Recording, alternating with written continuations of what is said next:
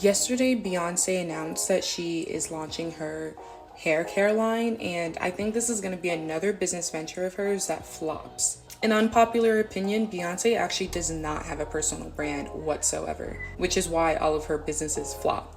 Let's go down the line, shall we? She has had a perfume line with Tommy Hilfiger. She had House of Darion, which was her first venture into fashion. That flopped. She has Parkwood Entertainment, her music label, which she is signed to herself and has done well, obviously. She has had multiple artists under her label fail. One notable example is Queen Bey. And then let's talk about Ivy Park. She had such a successful launch with Adidas, and it just kind of flopped. And the reason why was when we think Beyonce, we don't think perfume. We don't think maybe fashion, perhaps, but House of Darion was a little For over 20 years, Beyonce built her empire on silence and mystery, letting the glittering shows, flawless visuals, and chart-topping music do the talking. But behind that picture-perfect image lies a messy truth the Hive doesn't like to whisper about. Some of Beyonce's business ventures were hyped up as game-changing moves, but in reality, they couldn't even debut on the Hot 100 mess list if they tried. Oh Lord, here comes the storm, here comes the Hive ready to defend their queen. But facts are facts. Not everything Beyonce touched outside of music turned to gold. Some projects made noise in the beginning, but just as quickly, they fizzled out, disappeared with no explanation, or got quietly swept under the rug. Today, we're diving into the side of Beyonce's career she would rather keep locked away.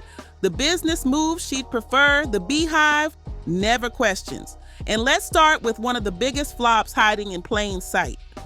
Back in 2004, Beyonce announced her very own fashion line, House of Darion. It was her bold step from music royalty into fashion queen, co-created with none other than her mother, Tacky Tina. The branding was loud, the launch was flashy, but the story behind what actually went down? Oh, it's scandalous. Oops, my bad. I meant Tina knows best. Don't get it twisted. We love Mama Tina, but let's be real, folks still clown her as Tacky Tina for a reason. Nobody's dragging her personally. But when it comes to some of these fashion choices, the streets have jokes.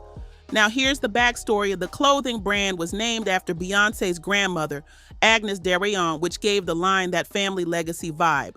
The promise?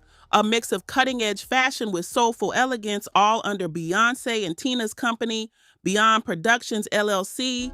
On paper, it looked unstoppable.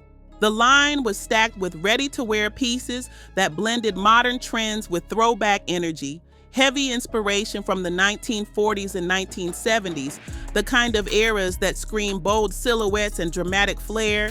And honestly, Tina wasn't a random beginner in fashion. She was the mastermind behind Destiny's Child's most iconic stage looks. She had the eye, the history, and the ambition. So what could possibly go wrong, right? The rollout was huge. Celebrity endorsements, flashy runway shows, and deals with major retailers like Bloomingdale's put the brand right in front of luxury shoppers. Beyonce even put her own star power on the line, fronting the brand's spring 2009 campaign, shot in sun-soaked Bermuda, no less. According to the New York Times, the first-year projections were massive, easily in the tens of millions.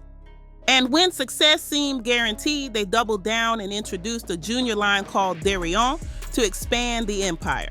The setup looked flawless. But behind the sparkle, the cracks were already starting to show. But from the jump, the critics were side-eyeing House of Darion. Fashion insiders didn't hold back. The clothes were dragged for being inconsistent in quality, all over the place with identity and way too flashy without substance. Reviewers complained the pieces looked busy, cheaply made, and in some cases completely off-brand for Beyonce's glamorous image. Imagine selling a luxury lifestyle, but the product feels like a knockoff. People weren't buying it. Another big problem? Nobody could figure out who the brand was really for. Too sexy for teens, too loud for working professionals, too trendy to last, yet too pricey for the casual shopper. That lack of direction killed the hype before it could even grow. By 2010, House of Derayon had quietly slipped out of the U.S. market and retreated to European department stores like a diva ducking out the back door after a bad show. But the drama didn't stop there. Just 2 years later, European sales started tanking too.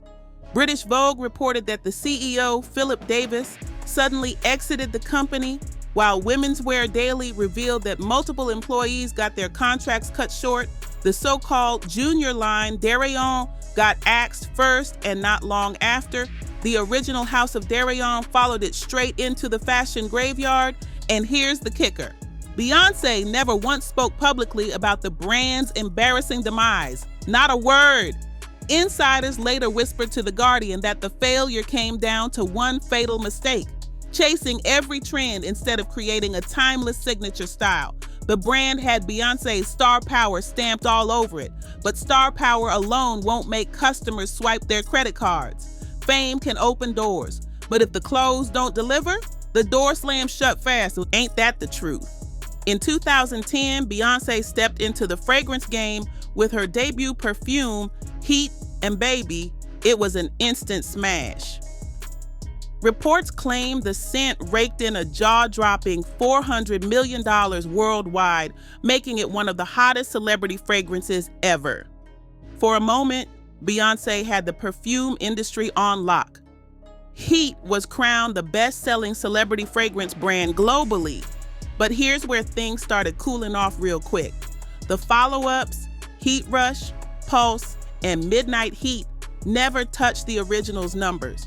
The market got flooded with celebrity scents, and Beyonce's Heat slowly lost its flame. Yeah, pun intended. By 2013, the once iconic bottles were spotted on clearance racks and drugstore shelves. The ultimate red flag that the brand's star power had burned out. Even the licensing company started shifting its focus, bragging about their other celebrity deals while quietly pushing Beyonce's perfume line to the dusty back corner. The decline was loud, even if no one wanted to admit it. From luxury counters to bargain bins in just a few years, that fall was steep. Bye, Ashy. Then in February 2019, Beyonce tried a different lane altogether, teaming up with her trainer Marco Borges to launch 22 Days Nutrition. The pitch? An organic, vegan, gluten-free, soy-free meal delivery service designed to get fans eating clean like Queen Bey herself. It sounded like another empire move, but did it really land the way she hoped? Oh, the tea gets hotter. We're gonna go 100% plant-based from now through Coachella. I'm back on the stage after giving birth to twins. I was a woman that felt like my body was not mine. That was Beyonce's big pitch for 22 Days Nutrition, selling the dream of clean eating, discipline, and transformation through plants. She hyped up the power of vegetables, the power of plants, and the glory of foods that are unprocessed and straight from nature. But let's be real, for some people, the menu didn't sound inspiring, it just sounded nasty. Folks were joking, why are we paying premium prices for lettuce and beans when the earth grows it for free? Others clowned the bland meal, saying it felt like punishment instead of empowerment. And the price tag? Not everyone was ready to pay Beyonce-level dollars for cardboard-tasting kale. At first, the business rode the wave of the clean eating craze, but soon enough, the backlash rolled in hard. Nutrition experts weren't impressed either. A spokesperson for the British Association for Nutrition and Lifestyle Medicine even warned that the diet plan could be dangerous. Why? Because the calories were so low, they could actually lead to nutritional deficiencies. That's not a lifestyle, that's starvation chic.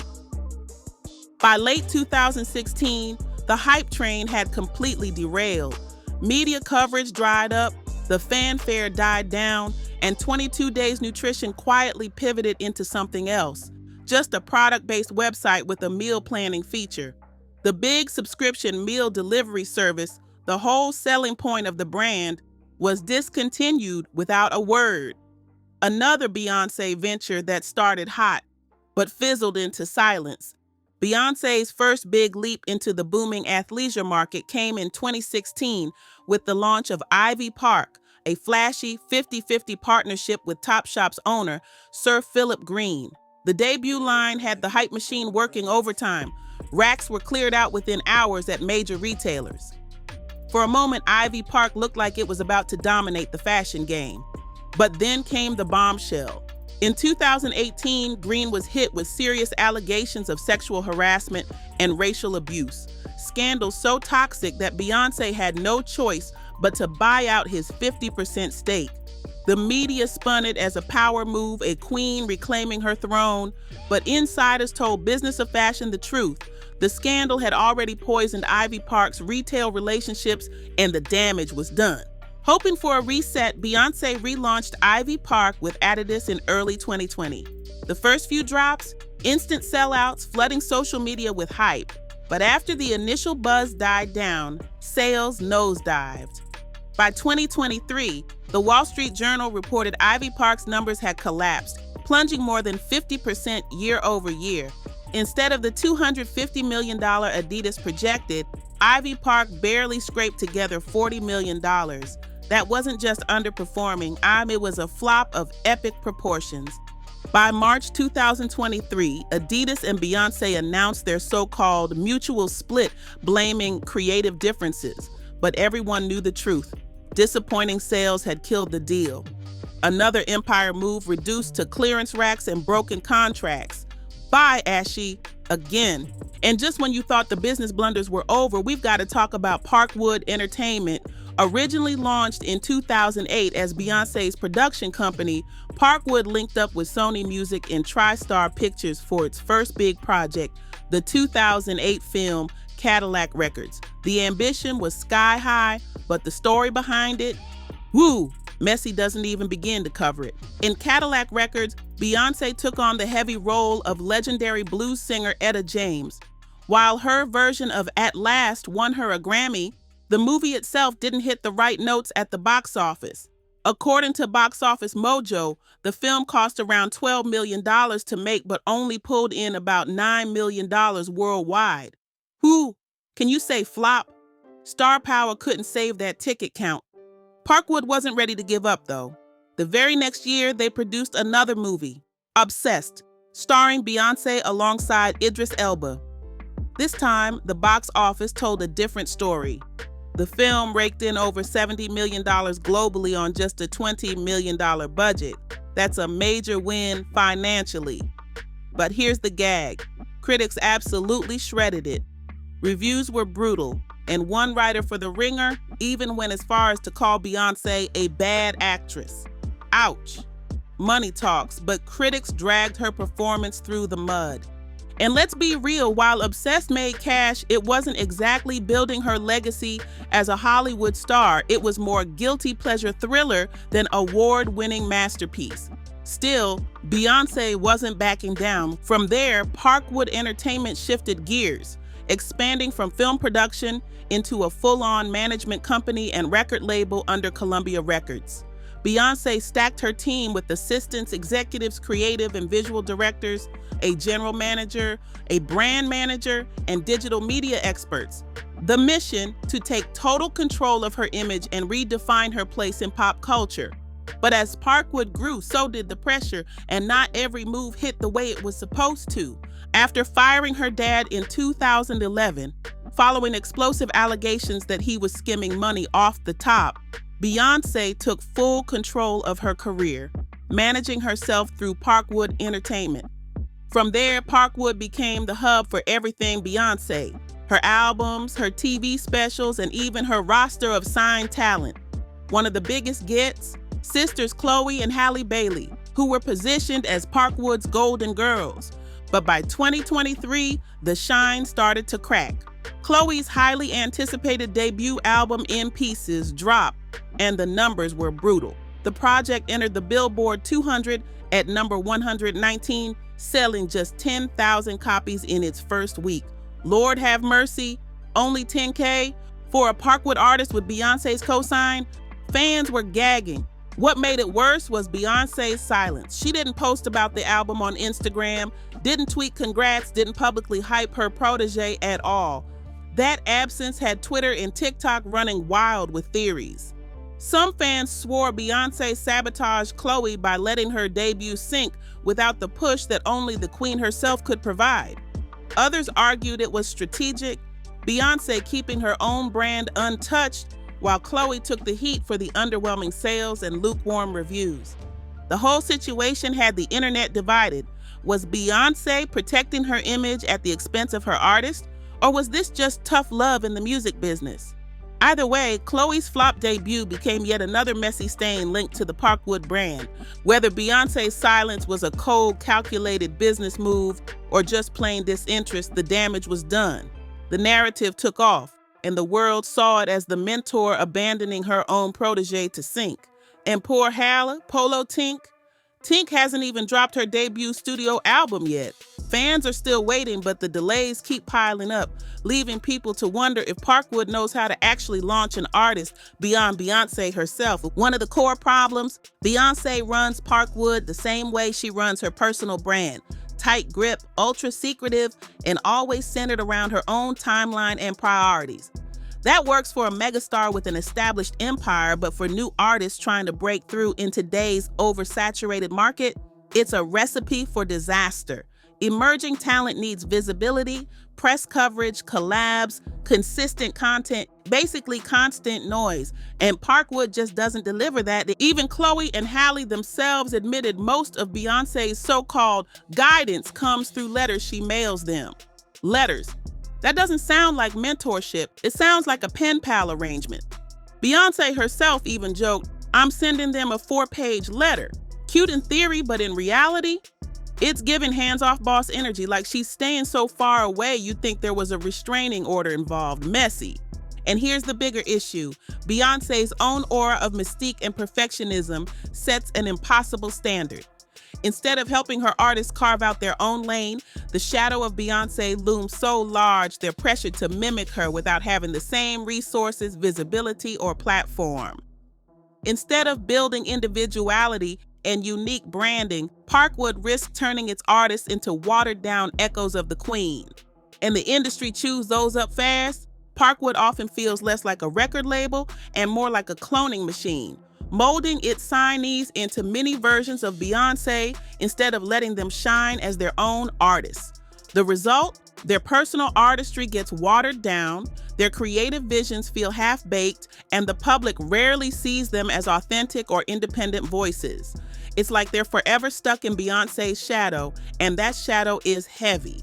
The hard truth is this: being a legendary performer doesn't automatically make someone a strong label boss. Beyonce's empire has always thrived because she controls her own narrative and plays strictly on her terms, but Parkwood's missteps prove she hasn't built a system where other artists can do the same. Running a label takes consistent investment, smart marketing, and the courage to let your roster take risks, and yes, even flop publicly in order to grow. Without that, the talent gets stuck spinning their wheels. Sure, Beyonce's name will fling open doors that most new artists could only dream of. Instant credibility, access to top producers, a golden stamp of approval from one of the most respected icons in music. On paper, it's a dream come true. But keeping those doors open long enough for an artist to build a lasting career? That's the real test. And so far, Parkwood hasn't passed it. All this tomfoolery doesn't just hurt the signees, it chips away at Parkwood's reputation too. What should have been a powerhouse label backed by Beyonce's clout is starting to look like a glossy brand with cracks running right through it. But after seeing the way Chloe's debut was rolled out, or should I say left to flop, that dream of signing with Beyonce started looking more like a full-blown nightmare. And now, we've got to address the elephant in the room. When it comes to music, Beyonce's air of mystery is part of what makes her magical. She's one of the last true pop icons who can vanish without a trace, then reappear out of nowhere and bring the entire world to a halt. Rare interviews, ultra-selective appearances, surprise album drops, every move feels orchestrated, dramatic, and larger than life. The less she says, the more people speculate. And in her music career, speculation equals hype. That's how she built her throne. Silence turned into power. But here's the gag: that same strategy doesn't translate when it comes to business. Consumer industries like fashion, beauty, and lifestyle thrive on connection. Customers don't just want to buy a product, they want to buy into a lifestyle they can actually see and touch. They want relatability, access, and the illusion of intimacy. And that's where Beyonce's approach falls flat. Look at Rihanna's Fenty or Kim Kardashian's Skims. Those brands exploded because their founders were hands-on and visible. They constantly talked to their audiences, showed themselves rocking the products, and made consumers feel like they were part of something bigger. That engagement made people trust the brand. It wasn't just makeup or shapewear, it was an invitation to live like Rihanna or Kim. Beyonce? She keeps the same icy distance she uses in music. And in business, that doesn't create mystique, it creates disconnection. Unlike her competitors, Beyoncé almost never pulls back the curtain. And while that mystery keeps her music career untouchable, in business it backfires. Once the initial hype of a product launch dies down, the lack of personal connection makes her ventures feel cold, distant, almost abandoned.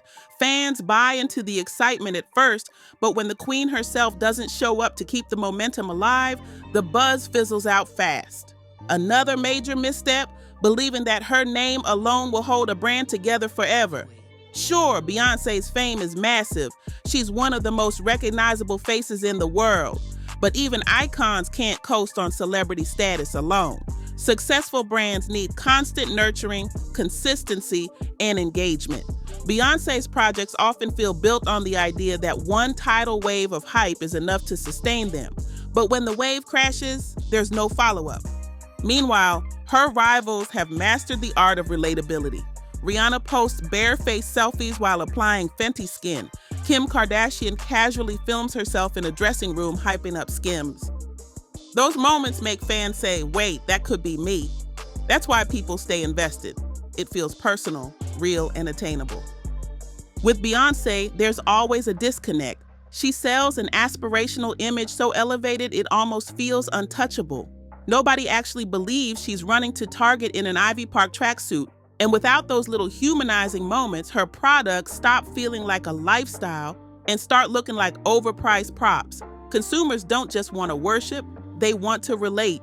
And that's the one thing Beyoncé hasn't delivered in her business empire. At the end of the day, Beyoncé's products often feel less like everyday essentials and more like high-priced collectibles. Shiny souvenirs tied to her name rather than staples people can't live without. On stage, her name is untouchable. She can shut down streaming platforms, sell out arenas in seconds, and make entire stadiums lose their minds. But in the business world, her track record whispers a very different story. The launches always start with fireworks, explosive hype, flawless marketing, and wall-to-wall coverage that makes it impossible to escape. But once the initial spark fades, the lights dim, the partnerships crumble, and the products vanish into thin air like they were never even here. Oh Lord, it makes you wonder. How long will sacred hair care really last before it joins the graveyard of past Beyoncé ventures?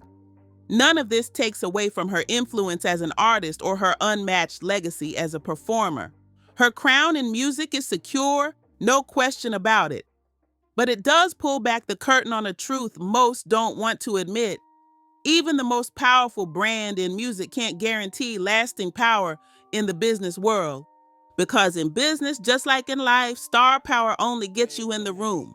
What keeps you there is strategy, adaptability, and consistent execution. And for Beyoncé, that's a stage she still hasn't fully mastered. If you enjoyed this video, drop your thoughts down below. This conversation is far from over.